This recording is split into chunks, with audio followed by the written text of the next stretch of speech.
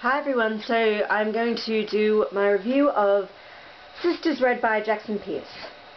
I wanted to read this book for a very long time and I was so excited when I finally found it in paperback in Australia. So, I give this book 4 out of 5 stars.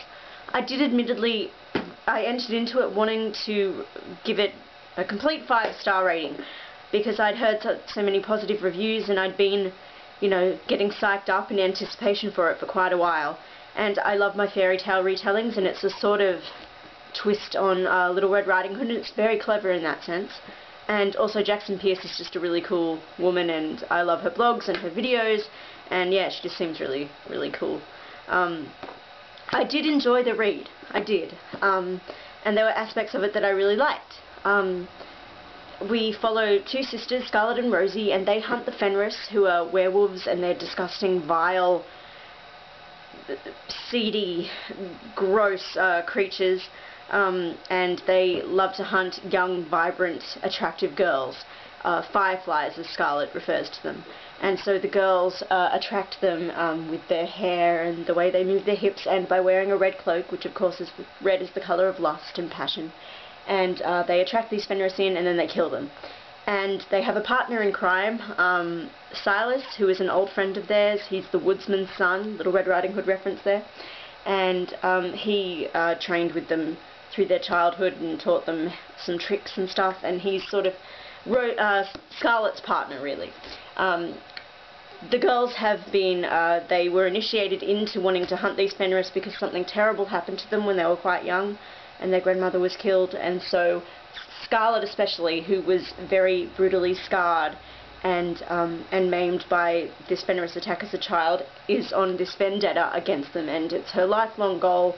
It's what she focuses every day on, and it's what drives her emotionally and physically and mentally every day. That, and she's very protective of her younger sister Rosie, who is 16 and Scarlet's 19. And she prefers it if Rosie doesn't take a massive part in the fighting, even though Rosie's very, very skilled. She's very handy with a knife. So Silas comes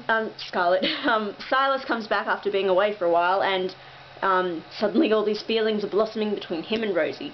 Now, as always, I have a very hard time with romances in YA novels. And even though the Rosie and Silas thing was perfectly sweet and cute, I, for some reason, had an issue with the age difference, because Silas is 21 and Rosie is 16. Now, that doesn't seem too massive, but when you think about it, the gap in the mentality of where you are, especially between, typically a guy and a girl, and where they sit, I don't know, it just, whenever Silas was around Rosie, it seemed like his tone, his way of speaking, the way he'd behave, seemed condescending. It's like it would lower in age level, and it was so cutesy, but it felt kind of wrong to me. I don't know, that just sort of bothered me. Even though, I mean, they were perfectly, nice together. It just, that irked me for some reason, left me feeling a little bit uncomfortable. And also I felt that it felt a bit rushed for some reason, and kind of superficial, because all of a sudden they were sprouting all this, I love you, etc. stuff, and you felt, where exactly did that come from? But anyway, I was of course a big fan of the character of Scarlet. The narrative point of view goes back and forth between Scarlet and Rosie throughout the book, and every time Scarlet was on, I was really happy, because even though she is very one-track minded and very, passionate about something that is so violent, and it kind of narrows her worldview, and she doesn't allow herself a life outside of the fighting and the hunting and the killing.